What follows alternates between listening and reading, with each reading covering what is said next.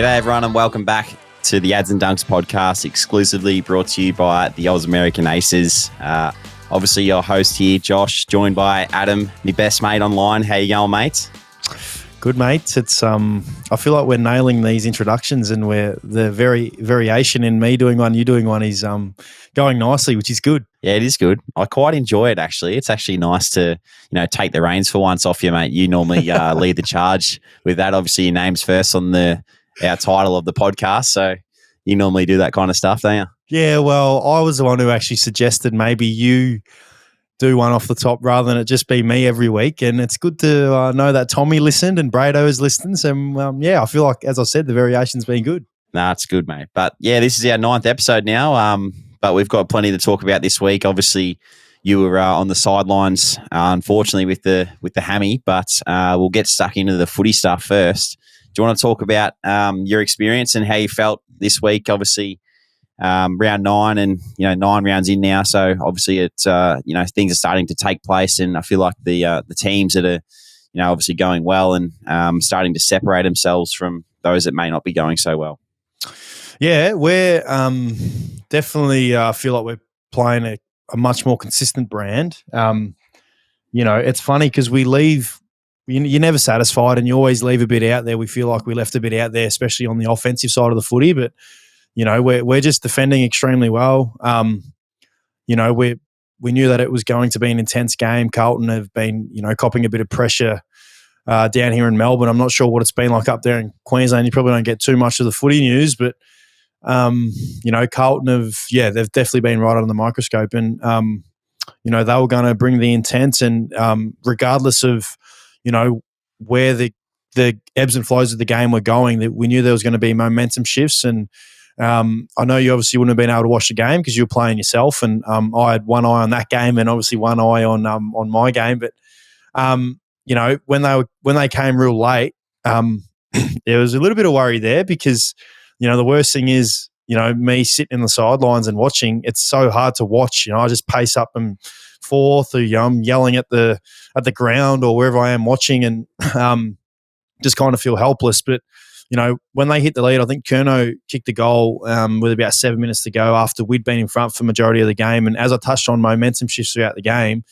I still had full confidence that, with the maturity that we've shown in the last few weeks and the group that we have, that we were still going to get it done. And I think that was clearly there was clearly evidence in that within that last 7 minutes that the maturity really stood up. I think around the ball we really got the job done, but we weren't worried about saving the game or trying to go in our shell and reserve ourselves in a way, which I think historically we've done that quite a bit. We're able to still take the game on. I think we kicked 4 goals in the last 7 minutes of the game, and the scoreboard looks a lot different than what the game actually says, where we were won by I think 20 odd points. It definitely didn't feel like that towards the end, but the fact that we're able to mature, pull out a mature win. I guess with a game where there was so much riding for definitely Carlton, because obviously they want to get the pressure off them. But in our own season, we want to keep building momentum, and as you just touched on, start to separate ourselves. The top 5, 6, 7 teams start to separate themselves from the rest of the competition. So in terms of that, extremely happy. Super proud of the boys. There were some moments where, it wasn't just, you think about the Bulldogs, again, historically, when the games are on the line, you think about the same guys probably stand up in Bont and Naughty and, Jackson McRae, Tom Liberatore. Yes, they all had great games, but I felt like Artie Jones really had his moments where he stood up. His pressure was first class, kicked the clutch goal right at the end of the game. And Cody Waitman was put around the footy. Obviously, I didn't play, but he played a bit around the ball and, brought some strength in those moments where we needed someone to stand up. He was another one that stood up. So if you look at it from that point of view, extremely proud of the guys, and to beat a quality opposition, very pleased. So really looking forward now to this week against another really good opposition who, team the commentators and the talk around Adelaide, that's obviously who we're playing, is, they're right up there as one of the premiership contenders, and the way they're playing is as good as anybody. So as we touch on every week, there's no easy games week in, week out. So, we love the win on the weekend, but now we look forward to a great game against Adelaide in our home away from home Ballarat. How good's that? Speaking of Artie Jones, tell us, he's a bit of a fan favourite of ours. We love him. Obviously, have done some stuff with him in the past and first year last year, but he's finally got his opportunity that, he was always crying out for last year, I felt, obviously being at the Doggies and with yourself there. I reckon we had a really good relationship with him. How's he going? He's obviously loving life. He goes on record to say that he loves every moment, loves running out, pulling the jumper, and he loves the crowd noise and stuff like that. How do you think he's really been over his first few games? Yeah, well, it's funny because we talk about, obviously, one of your teammates, Charlie Cameron. What was his nickname? I need to remember. Chuck? Was it Chuck? Chuck. Yes, Chuck. I got it. So, yeah, we obviously talk about the energy that Chuck brings and the excitement that he always brings regardless of winning or losing. Artie's obviously the same, which sometimes can be annoying because when there hasn't been a good win or – a good game, and he comes in bouncing off the wall. It's like, mate, this is but I guess it's really good. But, I feel like, as you touched on, the fact that he was able to get opportunity, but then he's been able to keep building week in, week out, and I genuinely believe it's off the back of his pressure and the defensive want and attitude that he brings. And, when I spoke to him after the game on the weekend, I gave him a big hug and told him how proud I was, but I told him that, the reason why you were so good for us is because you brought the pressure. And, he said to me at halftime he wasn't happy how he was going. And his mindset when he came out at a halftime was, if I'm not going to get the ball, I'm not going to have the impact. I'm not going to let my opponent or my halfbacks get it, because obviously Carlton have real damaging halfbacks in Sard and when Doherty's down there and Newman. So, as I said, you probably didn't watch the game, but it was clearly evident that, he had that intent, and that's what really set up our game offensively and his game. So I'm extremely proud of him. I love that we're able to add Artie Jones into our team and, add that extra dynamic up forward because he brings that energy, and it's something that he's thoroughly deserved and worked for. So expect to, Bulldogs fans out there and fans in general, expect to see him, lighting up week in, week out for a long, long time in the Bulldogs colours. Yeah, it's very exciting. He's a great young man too, so that's even better when you get good people playing some good footy, which is great.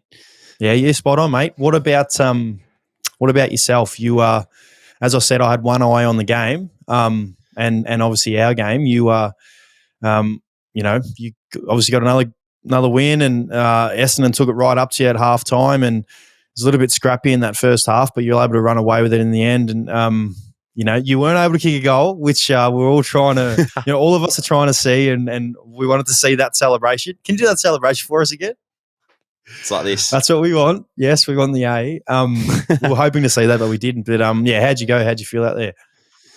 Yeah, it was good. I mean, probably a little bit of an average start for us. Probably a little bit frustrating, to be honest, the way that we weren't able to get on the scoreboard. I think the ball lived in our forward half for most of the time. I think it was 65% of the first half. The ball was in our forward half. So the Bombers really took it to us at the source, and their contest work was really good. As we touched on last week, I think we were expecting them to be good around the footy, and they were. So very honest team, contested ball, good centre bounce team as well. I think we managed to keep them only to 1 point though from centre bounce, which was handy. So it was a bit of a battle around the ball, and then they like to build the ball up, so they like to play a little bit different. Really like to use their numbers, and then once they decide to go, they go and try and swarm through with handball chains and things like that. And they got us a few times, but I felt like actually we defended quite well. Like it was a low scoring first half, but we just couldn't get the score on the scoreboard essentially. And they come in at halftime, and the leaders were all talking about it, just going out there and doing our thing and continuing to sort of push them as much as we could, which we were able to do in that third quarter. I thought our third quarter was probably one of the better quarters we played for the year. Obviously, Big Joey Danaher kicked 6 on the night, but he was very important in that third quarter by just kicking simple set shots, and felt like around the ball we got a bit of a lift too. So it was a number of players in there going through there that really helped us. And then obviously the last quarter played out the way that it did. I did try and sneak forward in the last quarter, mate, to get one on the board, but I probably need to word up a few of the boys to look for me inside 50, because I'm not the key position forward I was, or at times I was at the Doggies, so they don't really look for me anymore, mate. So I've got to get in their ear a little bit. Firstly, well done. I agree with everything you were saying, but to get a win again shows the maturity of your group and how well you guys are going, which is great to see. Are the boys aware that you haven't kicked a goal yet? Yeah, they are. Yeah, it's definitely common around the footy club. Even Jed Adcock, one of our coaches, is all over it. Even today at training, we were having shots, and he's like, "And here he is for his first goal in footy for the Lions," and I missed it. Have you had it like, so you said you snuck down forward, obviously, in the last quarter. Was there an opportunity at all where you thought, here we go, quick handball at the pack here or mark, but no, you're just not finding it? Nah, so there was a couple of opportunities. Yeah, there was a stoppage where I tried to handball it to Link McCarthy through the stoppage. So I sort of came through and tried to handball it to him. So I'm just playing that. I'm not looking to kick a goal myself. I'm looking to give him off, mate, as I always give to you back in the day. Coming out of centre bounce, I'd give it to you. Otherwise, you'd spray me. But there was a few opportunities where I had a chance. I think Zach Bailey should have handballed one to me. He played for a free kick and didn't get it. So I got into him for that. But there's definitely moments where he can get down there and potentially take a mark or win a contest and kick a goal. It's different. It is very different compared to, the Doggies and how we played at the Dogs. I think when we were playing there, you get time to sort of get into the forward line, whereas at the Lions, it's in there and it's either going through the goals or points or coming back out. So it happens pretty quickly, and I'm still adjusting to that game style, which is obviously I'm thoroughly enjoying that at the time. Yeah, well, of course, obviously playing good footy. No doubt it'd be in the back of your mind when you do kick that goal, that A is coming up straight away. And right now, it does not matter whether you're winning or losing. If you're up by 10 goals or down by 10 goals, you need to chuck up that A to make sure that everyone out there listens to our potty, which we've got a lot of good fans. They will be expecting to see that. Yeah, I can tell you, man, I'll definitely do it for sure. Good man. What about last week? And we commonly talk about, as I said, Chuck, one of your teammates, but we talk about the forwards and how good forwards are we have in this competition. And we mentioned Jeremy Cameron and Charlie Curnow, and obviously, as I said, your teammate. I feel like we jinxed them because Cameron's kicked 0, Jez has kicked 1 goal, and Curnow kicked 2 goals, 3. Yeah, well, potentially. I want to firstly just go to the Carlton boys, like obviously Mackay and Curnow, and how all the news is around them not kicking straight. One question I've got for you is, what do you think? So, as say you're a Carlton fan, and all the Carlton fans are obviously getting stuck right into their footy club because they're not performing, up to expectation that the fans might have for them, but they're getting into the guys that are, they're goal kickers. So, like someone like Harry Mackay, for example, would be we've all been through it. Like if you go through a set shot, and if you're not kicking well at the time, it's in your mind. But if your own fans are actually, getting into you for it, I feel like it's worse. Like, do you reckon the team's fans should be trying to help him rather than get into him? Because then for him, it'll be easier. Well, yeah, obviously, I feel like that's a definite. And I feel like because there's so much expectation on obviously Carlton and the group that they have, and you look on paper, they've got a good as team as anybody out there. The fact that they're obviously not winning at the moment, it's so easy to blame, Mackay and Curnow and these guys that aren't kicking their goals. So, yeah, to simply answer your question, I think it'd be much easier because when you've got, 2 of the best forwards in the comp, 2 Coleman medalists, it's not like they're not getting opportunities, and especially Mackay, he gets his opportunities. And you would know what it's like. Obviously not with kicking goals, but more so, I guess, being midfielders, getting your hands on the footy. When you're in that moment where the flow moment, I always hear, when I've had spoken with psychologists in the past, there's like a flow moment when everything's just flowing freely. The ball seems to always come to you. You're in the right spots all the time. I could only imagine it's like that with goal kicking. And, when you talk about Mackay in this instance, if his fans are getting around him to, kick a goal and kick a goal early, the confidence that it's going to bring him. So when he gets his next opportunity, he's probably, going to have that confidence that, I'm going to kick this and I'll kick the next one, I'm going to kick the next one. Because if he does, mate, they're probably going to win the game. And as I said, it's not like he's not getting his opportunities. He's getting his opportunities. He's a great forward, great hands, one of the best hands in the competition, works his absolute ass off.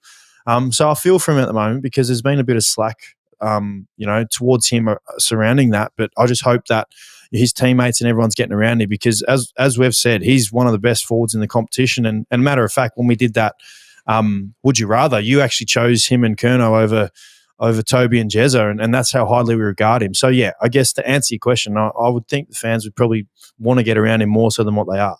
Yeah, I think they should definitely be getting around him because, everyone goes through these form slumps or, the yips, some would call it, like in front of goals. And, I just think if they actually were a bit nicer towards him, it wouldn't affect him as much. So the Carlton fans out there should be potentially, trying to get around him, not actually getting into him. No, I think it's because of the manner in the way that he's missing. I mean, with the snap around the body, but he kicked them last year. That's what I'm saying. That's what I'm saying. He's proven that he's been able to do it. So, don't try and question why he's doing it. Don't question what he does. I mean, I always bring up Matt Suckling and Brian Myers, guys that have a unique kick and kick across their body.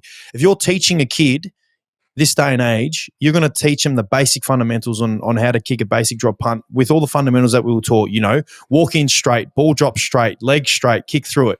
But for me, it's always about connection and how you're connecting on the footy. Matt Suckling, Brian Myers, you're not going to teach them to kick straight. You remember you played with suckers, mate. You seen how he kicked. He kicked, leg was going that way and the ball would end up going that way. Yeah. Mackay, that's how he kicks his set shots. So, I understand what you're saying. I feel for him because it worked for him last year, and it's in the manner and the way that he's missing. I feel like that's probably why he's copping the slack. But, as one good week, one good performance, that, your doubters and your haters jump off you. So, you watch these guys and you see what they go through, and being in the industry ourselves, we hope that he has a good performance and comes out and just shuts them out because, it's so unfair sometimes. Yeah, I couldn't agree more. Moving on to you, mate. You obviously touched on watching the game on the weekend, but you sort of talked about being a little edgy and walking up and down where you were sitting and stuff like that. But how is the hammy going? Give us a bit of a progress update. How's it feeling? I feel good. I actually feel really good. So, it was obviously a 2 to 3 weeker. I'll be pushing to hopefully play next weekend. I mean, if it was my way, I'd try and play this weekend. I'm old enough and experienced enough and to know if I could and can't. But obviously, the important picture and the big picture is obviously long term and not re-injuring. So I feel really good. I had a really good session today. With hamstring injuries, the key, always the key is to be able to obviously not feel it and not have any awareness with running. But obviously hamstrings are, closely related with speed injuries and high intensity injuries. And so that kind of answers your question. What I probably need to tick off to feel 100% confident is speed.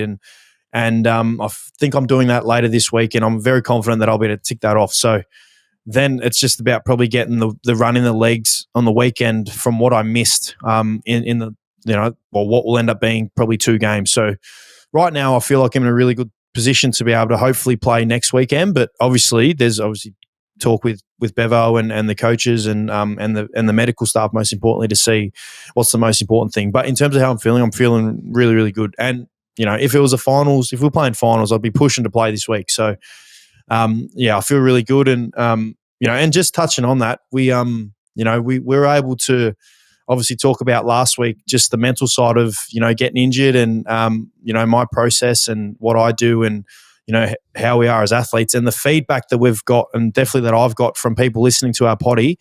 And, the way we're able to talk pretty open about it was really good. So I want to thank, all our listeners out there and people that sent in some really nice things because, I feel like they understand a lot more now what the person goes through. And in this case, obviously me with injuries and hamstrings. So I appreciate that. But yeah, I'm feeling really good.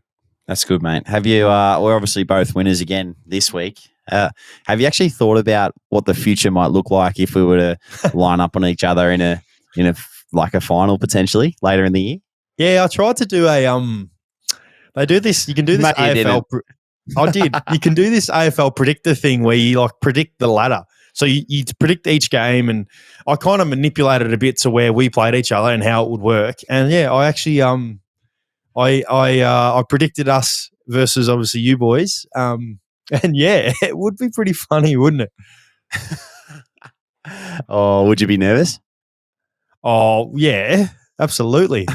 Absolutely, mate. I'd want to, obviously spoken about never winning a flag, and it'd be bittersweet because obviously my best mate would be on the other team winning it. So I'd be kind of happy for you, but yeah, it would be crazy. I mean, that is obviously so far in the future, and hopefully it comes to fruition because it'd be really cool. But I did think about, say you were playing in a grand final and I wasn't.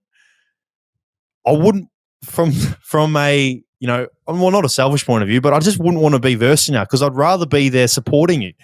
I'd rather be in the, I envisioned you winning the flag and me being in the change room, getting around you and Lockie Neal and all the Brisbane boys, just being really pumped for you. But it would be pretty crazy. It would be. It'd be, something that I haven't really thought about too much because we sort of live in the moment, all of us players. But just it's a random one to think of. If we keep winning, and I saw something today on the social media. It was like a predicted finals first round. It's just so bizarre to think about right now. And just after round 9, and I feel like but it is obviously a dream of ours to obviously play finals and play in a grand final and win grand finals. So looking forward to potentially what the future holds, mate. Well, I feel like while you're talking about that, I feel like, and obviously we're well and truly into our footy talk. Collingwood and probably Melbourne are the two standouts at the moment. I mean, Collingwood are, they're a scary proposition to play at the MCG. I know I messaged you, I called you on Sunday when we were debriefing just the weekend and mentioned about how good they are at home and how intimidating that would be in front of the Collingwood fans, especially how they're going. So, they're travelling really well. They are. They've been very impressive, and as you touched on, Melbourne as well. Melbourne and they're both teams that have played good teams already too. Like they haven't beaten average teams. I feel like they've beaten some good teams. And didn't you say it's Collingwood Carlton this week, and then next week's the Queen's birthday? Is that right? I think it is. Yes, I think it is. I was just checking my date. I think it's around the first week of June. So it might be the week after. Might be the week after that. But that'll be as juicy a contest that we've had all year. There's a few good games coming up over the next few weeks too. So looking forward to obviously watching those and playing ourselves, and you getting back, mate. Looking forward to that too. Yeah, well, as I said, I'll be doing everything I can to get back, and I just said if it was the finals, mate, I'll be pushing to play this week. But I'm feeling really good. Did you see the Crows game this week? Oh, yeah. So there must be something in the water over there at the moment. South Australians, they're killing it, aren't they? Oh, mate, I seen this thing about a showdown final. Imagine you're talking about predictions. Imagine a showdown final.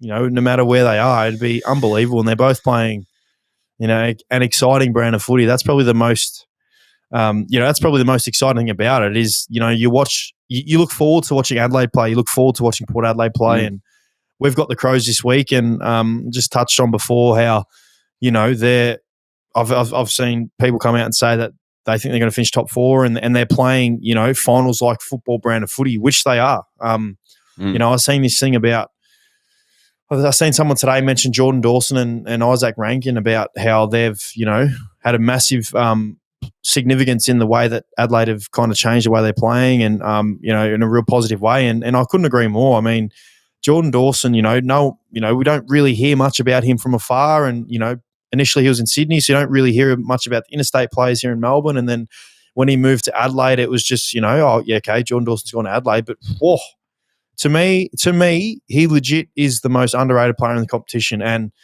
he wins contested footy as well as anybody. He uses the ball, top 5 in the competition for me. He's composed.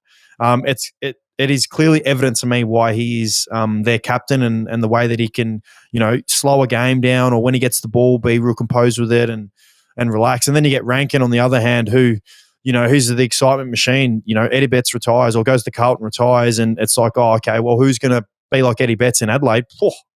You've got one in Rankin who just lights games up, and then obviously the players off the back of that. So, hopefully they don't bring that this week because obviously we're playing them. But yeah, the South Australian teams are playing some good footy. I'll tell you one that I've been enjoying watching too is who actually, I think he kicked the winning goal against us last year in Ballarat. They won by 1 point, is Tex Walker. He's been flying, mate. Big Texan. There's something in the key forwards getting better as they're getting older. Like Tom Hawkins is another one, and there was I think someone was saying, Damien Barrett might have been saying that he's in the works of signing another contract. There you go. He's like Jeremy Cameron is, not that he's old, he's obviously my age, 30, but he's getting better. Like, it's something in the forwards. Yeah. Jack Rewalt still going around and he's still playing good footy. Like, yeah. Big Tex, mate. Big Tex. I saw him like snap one and off one step, 40 metres out in front, like it was a stoppage situation, I'm fairly sure, or a contest, and he just picked it up, snapped it from 45 out, and it's gone straight through. I'm like, he's flying. Tex is someone. I'm thinking off the top of my head here, but I think about big guys who are good on both feet, and I feel like Tex is right up there as one of the best big guys I've seen on his left foot. His left foot's better than his right sometimes. Like, it's crazy. One thing you got to be aware of, I reckon, is their first quarters. Apparently, they are the best first quarter team in the competition. So, yeah, come to think of it, if you go into quarter time level or near enough to being level, then you should have some confidence, because I feel like they dominated the Saints on the weekend. I think it was 40-6 or something like that off the top of my head. But it's one thing to look out for, mate. Yeah. Oh, hopefully they don't like playing in cold weather, because I know they played there last week, but I think this week it's forecast to be something like 11 degrees and rain, and so hopefully, really, I think it's something ridiculous like that. But it's going to be an interesting contest, because they're right up about, and we're playing some good footy too. Are you going up to watch in the freezing cold? Look, not sure. We've actually got a session, so. Because our VFL boys aren't playing, so we've got a big, we'll have a big footy session, and we'll all get together and watch the game. So, extremely excited about it. But I did want to mention, obviously talking about the SA teams and Port Adelaide's the other side. I want to mention Horn Francis and the way that last week there was such a build up to, him obviously playing North Melbourne, and I could only imagine how he would have been feeling, because deep down he could externally show that it might not be affecting him that much, but internally, I'd be thinking that he probably would have been quietly, real nervous and super anxious about it. I just want to give him a massive thumbs up and a tick, and well done. Like, he took it all in his stride, played good footy. Was composed as ever, and he's having an unreal year. Again, talk about an underrated player, which I don't think he's underrated, because there's been such a microscope on him for his whole career. I just feel like he's playing some really good footy for a second-year player, and he has all the tools to be, a gun, a star of the competition. So I just want to give him a big kudos from us here, because I feel like he really took it in his stride on the weekend against the next team. Yeah, they didn't really, you talked about the build-up. They didn't really get into him much, did they? They did a little bit. I mean, he got tackled early and they got into him a little bit. But, I felt like he just kind of took it in his, whatever. Stride. Whether it was coming or not, you could just sense that he was ready. And, from a stats point of view, I don't think it was his best game. But watching him play, I've played against, obviously, Collingwood and Giants when I moved, and I was extra nervous for those games, two different unique experiences that I had. But every time I got the ball, I thought, I was going to get crunched or whatnot. So I was real nervous. And, every time he got the footy, it didn't look like that. So, I feel like he took it in his stride, and very happy for him. But, feel like he's having a good year. What about first 9 rounds? Did you see that there's a AFL record for the most attended crowd? And I think the numbers is 3,047,247 fans have attended the first 9 rounds, which is a record. That's pretty impressive, isn't it? How far above is it compared to the second one? I don't know. Well, Tommy, the gun over here, our producer who does his best work, says 33,275 more than the previous record, which is 2019. Yeah. There you go. It's pretty crazy. I saw some of it was like a photo of the average crowds for this year, and it had every team ranked. Mate, Collingwood are getting like 80 plus thousand on average to every game. Like, that's incredible. Well, mate, it would have been, because obviously they're flying. Richmond in 18, 19, 17, they would have been the exact same, 80,000 plus. Yeah. It's incredible watching their games, and that's why it's intimidating if you were to play them at the G, because there's going to be a big Magpie army. But doesn't it make you appreciate, when you do get those, I guess, big games where you play in front of a big crowd? It just makes you appreciate a lot more. Firstly, because we're doing it, but secondly, we had it taken away from us for 2 years, and I seen this this highlight reel on the AFL website, on the AFL Instagram page. It was just a throwback game. I don't know which game it was, but it was during the 2020 season when we were playing with no crowds, and 21 obviously, but the start, and it just looks so weird, and it made me just think back to like how lucky we are to be able to now go back to the way we were. And maybe it's because I'm getting a bit older, and it's more sentimental to me, but play in front of these big crowds, I just will never take that for granted when we get the opportunity. No, definitely not. You can think back to those days and how bare it felt. And I don't think players could get that extra edge, to be honest. Like when we were playing with no crowds, like you don't get that adrenaline rush and everything that the crowds bring. Even playing up here in front of a full gab has been awesome. Like, you know what it's like playing up here when it's really noisy. Like it's just it's an incredible feeling, I suppose. We're very lucky to be able to run out and play in front of such passionate supporters and those big loud noises too. So it does help us. So keep doing it. Yeah, we have seen how when we have international stars come out, and we at my 2019 at the Pies, my last game of the year that year, we played the Bombers.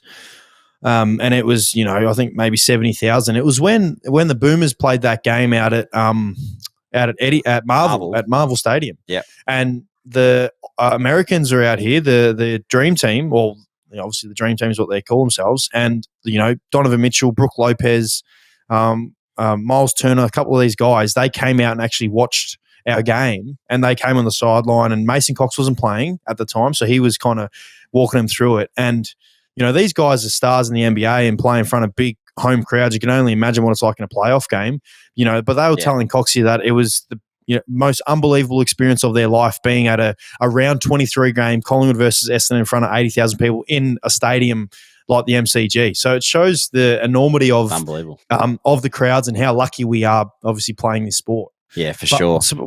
Speaking of big crowds, there's obviously a couple of big games. We'll talk about the Dreamtime at the G and the Collingwood Carlton game, but the Q clash, mate. The Q clash, your first Q clash.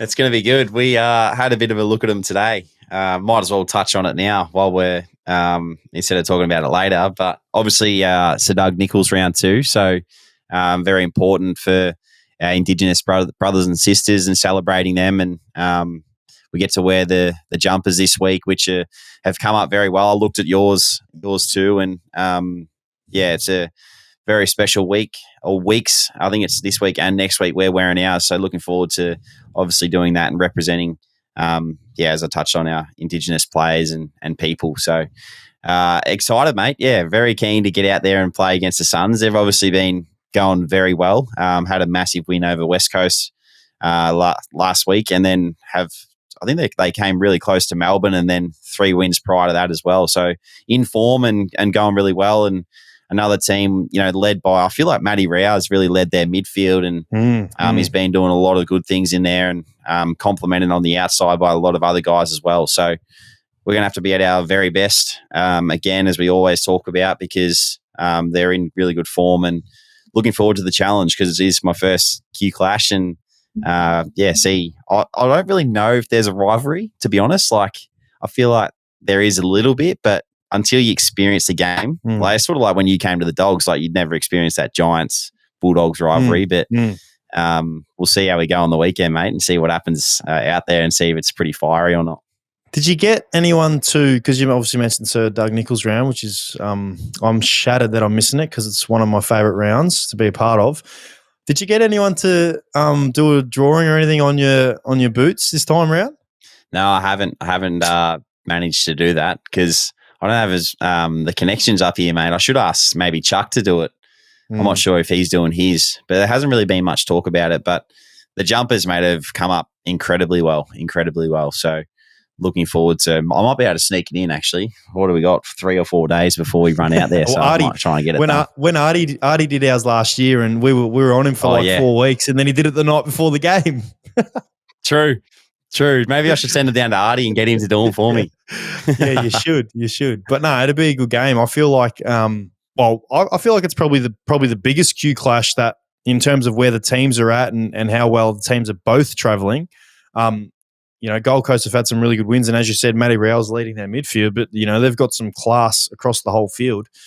And they're going to want to get up and want to knock off you guys because obviously the being in the same state. I feel like it's probably will be the most interesting Q clash that we've probably seen to date. Yeah, for sure. It's going to be a massive battle, and I think the midfield battle is going to be big. I think they're number one for contested possession, so we're going to have to be at our very best in there. If they're not one, they're two. It's going to be very hot around the sauce, but looking forward to hopefully packing out the Gabba again, mate, and playing Saturday night, and looking forward to the challenge of the Gold Coast Suns are going to bring. Yeah, I'll be watching. Or hopefully you win the is it the merit? What's the medal called? There's a medal. There's a best on ground medal. It could be your first of many Q Clash medals, mate. Yeah, that'd be pretty cool. But we'll wait and see, mate. We'll wait and see. Well, we did it. I ignorantly didn't touch on the first medal that you won as a Brisbane Lions player. You want to run us through the medal that you received against Carlton last week or the week before, whenever it was? Yeah. So we probably should give him a shout out because he gave me a shout out on Rob Vlogs. But Mitch Robinson medal I won against the Blues. He came down the rooms and presented it to me post game, and it was a funny experience. He was up and about, the big fella. It was good. It was nice to obviously be the inaugural winner of the Mitch Robinson medal. It's the first medal of what will be probably plenty in the rest of your career at the Brisbane Lions. But one thing I want to get your thoughts on from this game, coincidentally, and a play in particular, we've obviously mentioned Matt Rowell, but there's obviously the videos that are viral of his little superstition that he does, and being a fellow person that used to have a lot of superstitions and understand how it gets you in the right frame of mind. Initially, what were your thoughts when you seen that? To be honest, I didn't really know what I was looking at. I felt like I was a bit shocked, but then I was a bit like, can understand, really. I think everyone has their own little routine things, freaky things they might do, but they just don't show them. Whereas his is obviously out on the ground in the middle of, a footy ground, which is obviously big, full of cameras, and you're not going to be able to hide it. I actually don't know how he's hidden it for however long he's been playing for. It's crazy. Personally, I love it. I absolutely love it. And by the slightest chance that he listens to the Ads and Dunks podcast, well done, mate. I love that he does it, and I love that he's not afraid of it because it clearly gets him it's a thing that he does, gets him in the right frame of mind, and it's working for him because he's an absolute superstar. So well done that he actually keeps doing it and does not care about what the attention is saying on him. So well done. I saw Scully. Scully actually took a video of him last week and posted it on. Oh, I did see that. Yes, on his story. Yeah. Will Schofield and he Rowley sort of turned around. He did it. Did his thing, and obviously, as you touched on, good on him for doing it. But he turned around and had a bit of a smirk on his face. It was a pretty funny video that Scully posted on his socials. Mate, I reckon it'll get to a point where, I don't know, whether it's the end of this year or next year or years down the track, if he's still doing it, no one's even going to bat an eyelid at it. We're just used to it. It'll just be used to it. So I just hope he doesn't get sick from it, mate, to be honest. Yeah, true that. Wait, true that. I did want to touch on, we obviously spoke about our game already, so we don't have to go over our game, but Jason Walker, one of our brothers and a friend of the footy club, he designed our jersey. So he came and presented the jersey to us, and, it's something that we're extremely proud, and all the boys, the whole footy club's, wearing it when the VFL get an opportunity, and, our women's team. So well done to Jace Walker, who came out and spoke to us today and presented it to us. So we're extremely excited to wear it, and as I touched on before, shattered that I won't be able to wear it this week or play this week because it's one of the most exciting rounds for me yearly. So, thanks, Jace. Another question for you. Who is your number one favorite Indigenous player to watch of all time? Or, you know what? Favorite Indigenous player to watch and play with. Favorite Indigenous player to watch? Jeez, there's a few of them. I really looked up to being a Sydney supporter. Adam Goods, he was probably mine. And then Andrew McLeod closely followed Goodsy because I think, he was one of those players that played through the midfield and he was a star, Andrew McLeod. I thought, everyone just talks about him still to the day, like being so good and incredible throughout his career. So they're probably mine too, mate. And another one I'll throw in there is Cyril Rioli. Just love watching Cyril. And what about played with? Played with, probably Charlie Cameron. He's probably one of my favourites that I've played with. I knew that was going to be the answer. Yeah, he's a star, Chuck. But all the other boys too, they're all, incredible skill and talent. But, love playing alongside them. I feel like they bring the energy both on and off the field, which is awesome. I like it. I feel like my answers are the exact same. Andrew McLeod's probably the one that comes to mind straight away. As I was growing up loving footy throughout the early 2000s, that was kind of his peak years. And, he was, probably the smoothest mover that we've seen out on the footy field. Obviously, Buddy Franklin is probably another one that I vividly remember. And the fact that we're able to step on the footy field as and play against Buddy, who will go down as a Hall of Famer and one of the greatest of all time. And then, as you touched on, Cyril Rioli, he's another one that, I remember the goal he kicked in his first year where it was against Essendon. I think it might have been his first year.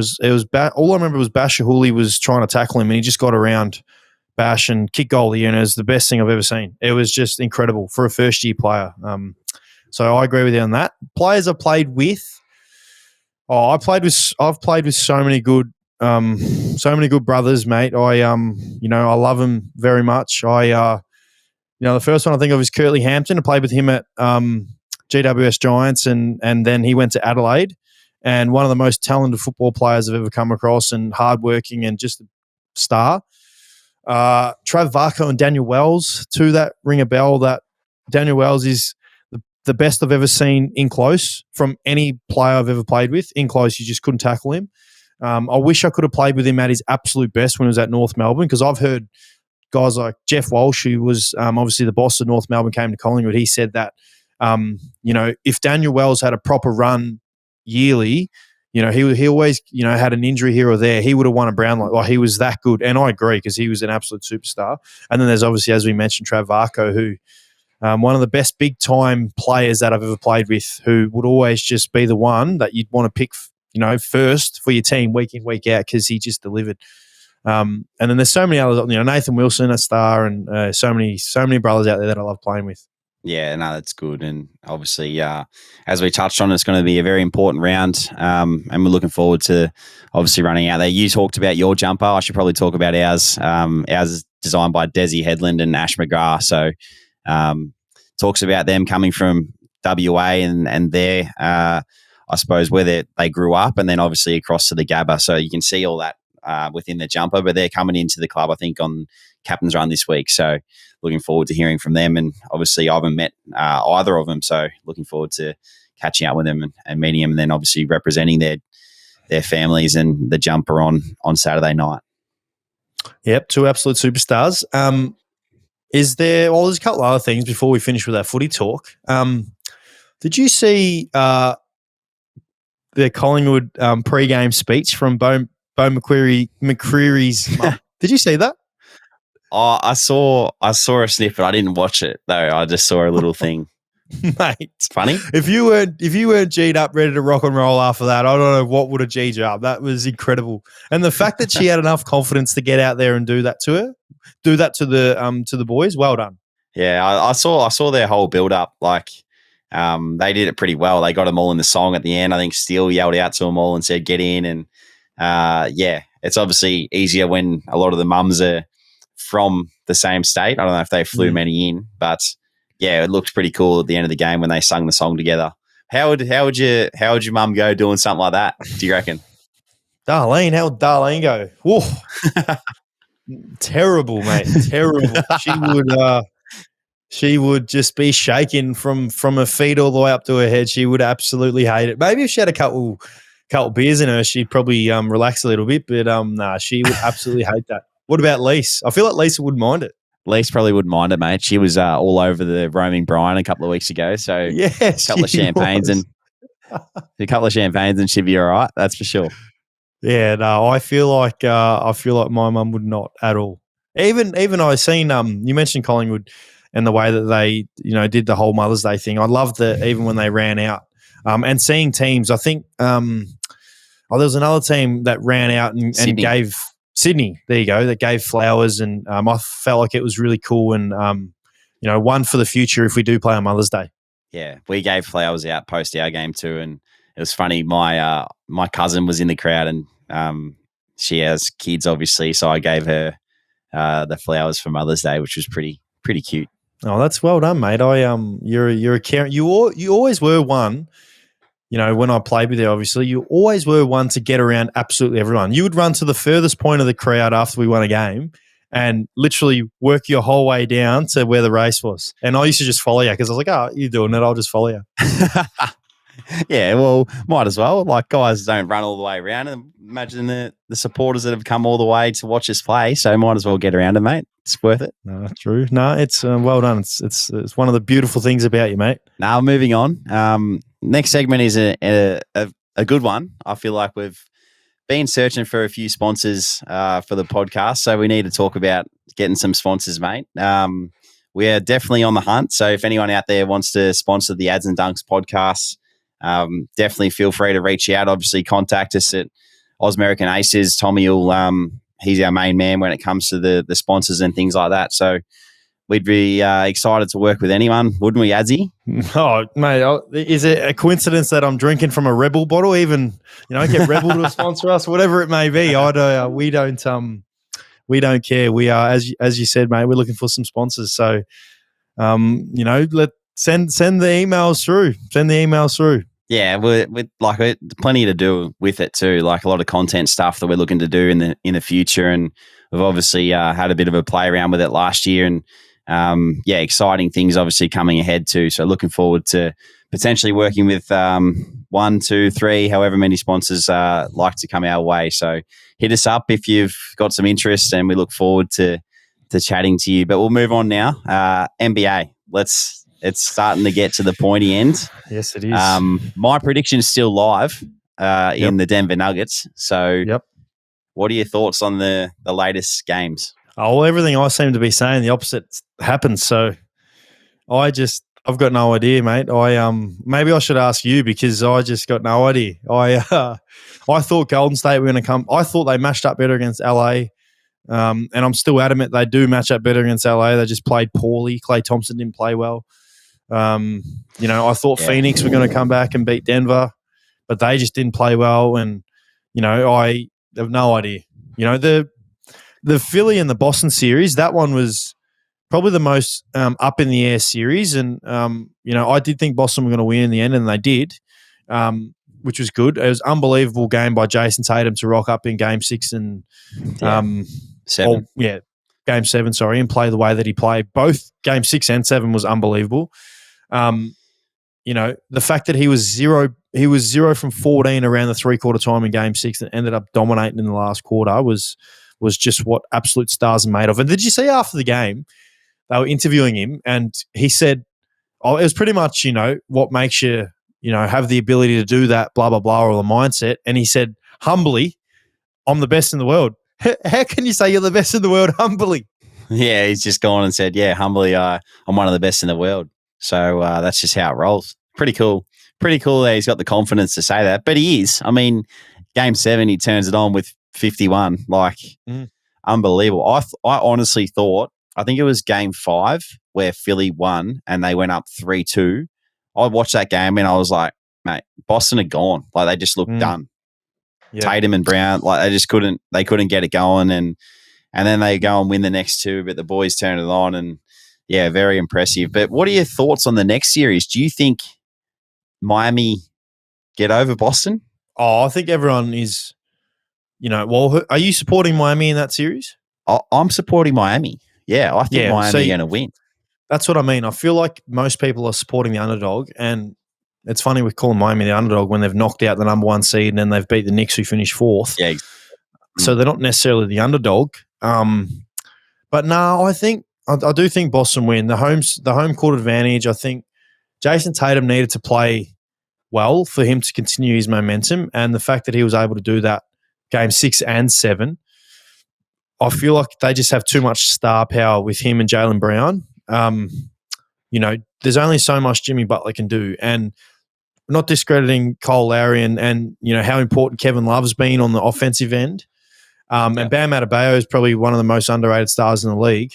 I just feel like there's just too much star power on Boston and they'll get it done. But if you're listening to this, which we have, it won't happen. Miami will win. I've got no idea about basketball.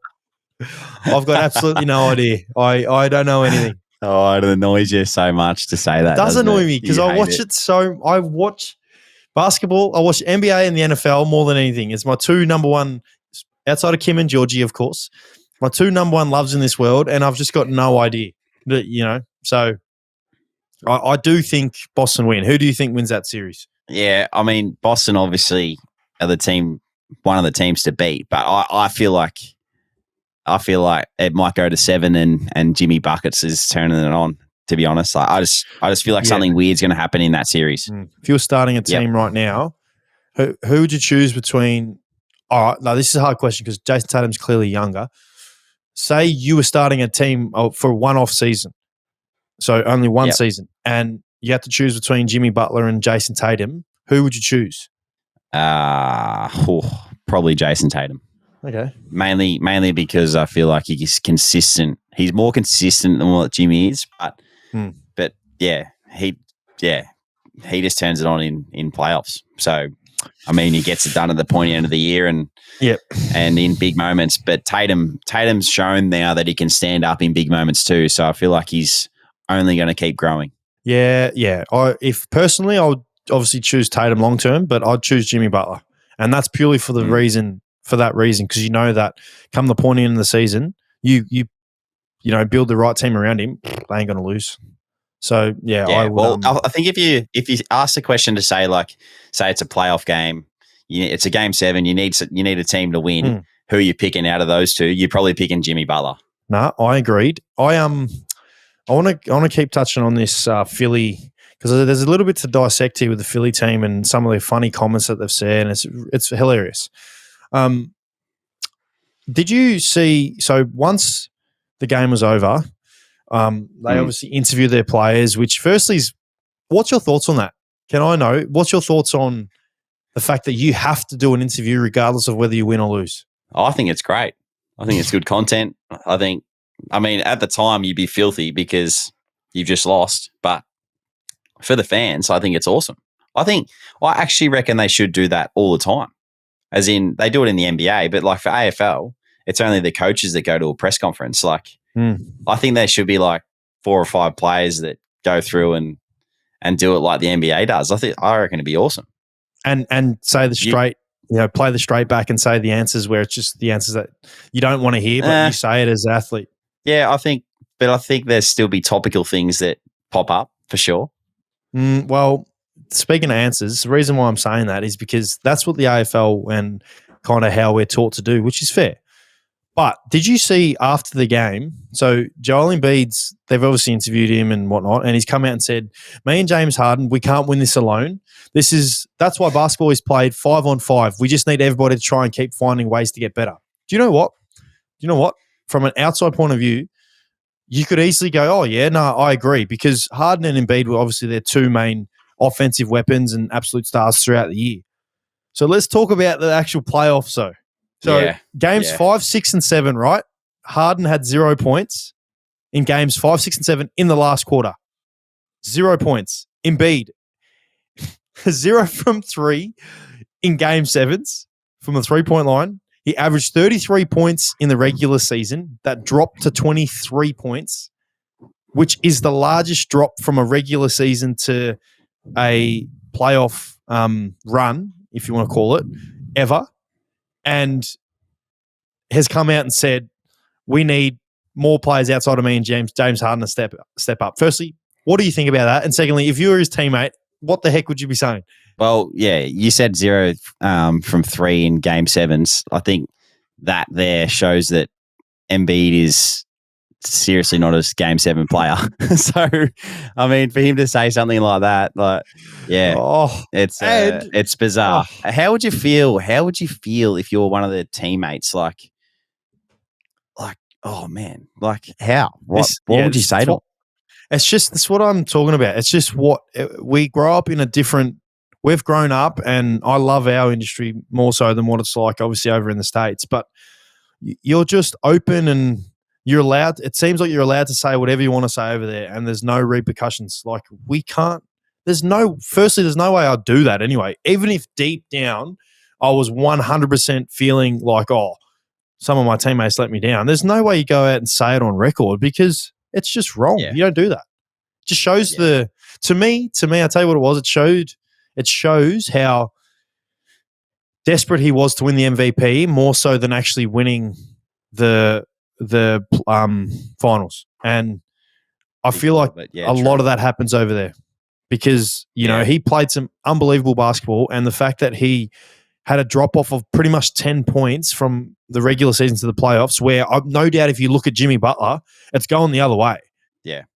That's why, I just feel like even now, like that, like I think James Harden's looking to leave. Like I don't think the culture has been that great at the 76ers for quite some time. Like Embiid obviously runs the show. He's got his MVP now. Does it change the look of the whole thing?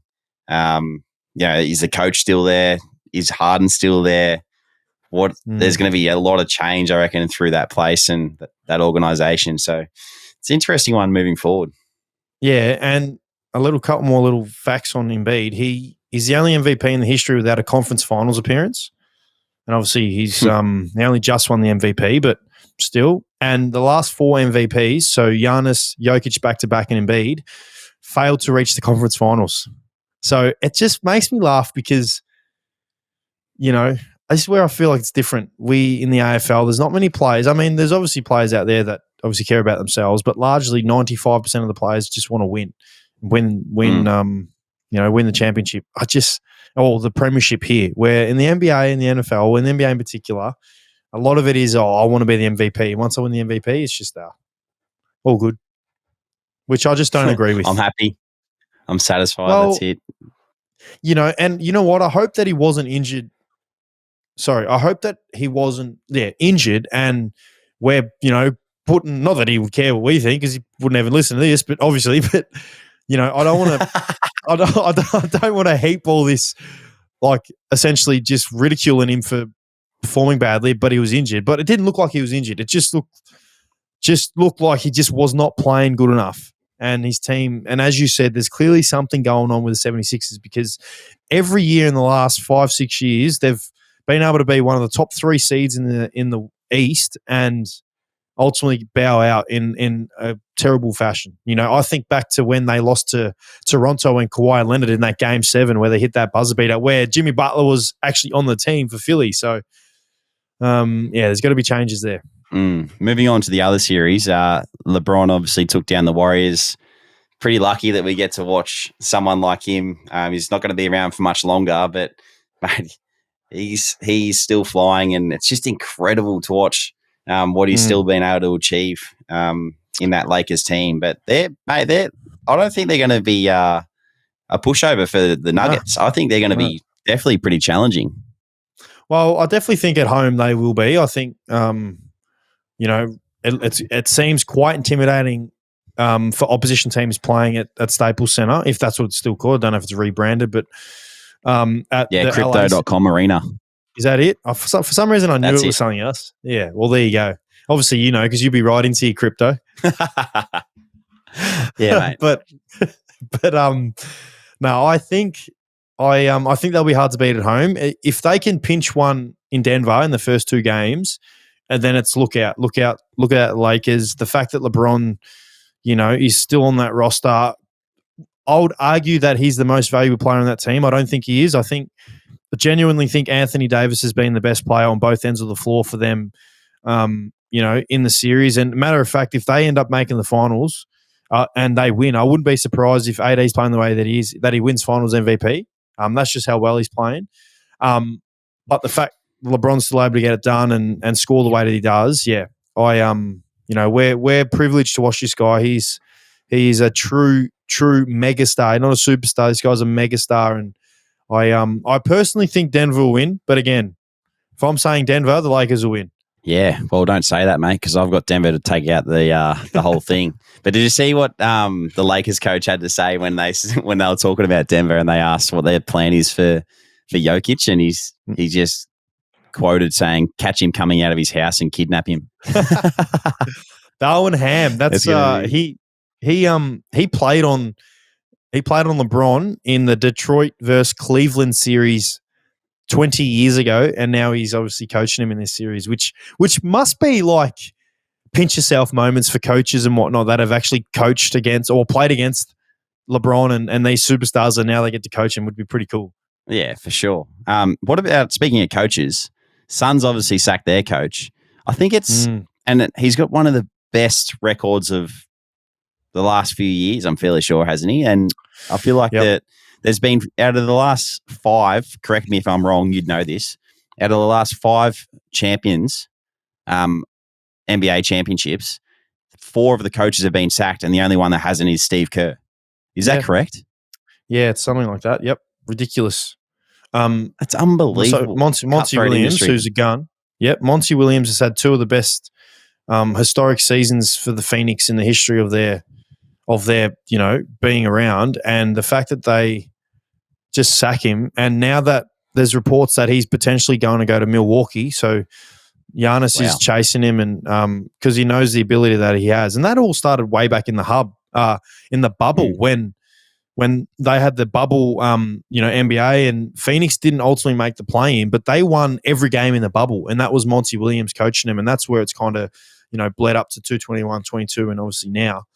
I just feel like it's extremely, extremely unfair and just rubbish that you could just do that to someone who's had 2 unreal years. And, to me, it's the GM that's got it wrong with the players that they've brought in. There's no depth. 95, did you know this? 95% of their salary or something ridiculous like that is getting paid to 4 players. So Booker, Ayton, Chris Paul, and KD are getting paid like 95% of the salary. So you talk about bench depth and teams that win championships, it's because their roster goes deep. Phoenix, literally outside of those 4, had absolutely no one. So it's no wonder they don't get it wrong. Get it right. You can't blame the coach for that. No, definitely not. Did you see Devin Booker tweeted 36 unbothered? Did you see that? What's that? What is that? What's he trying to mean? I don't know. What does that mean? Does that mean how much is he talking about? Is he talking about the coach?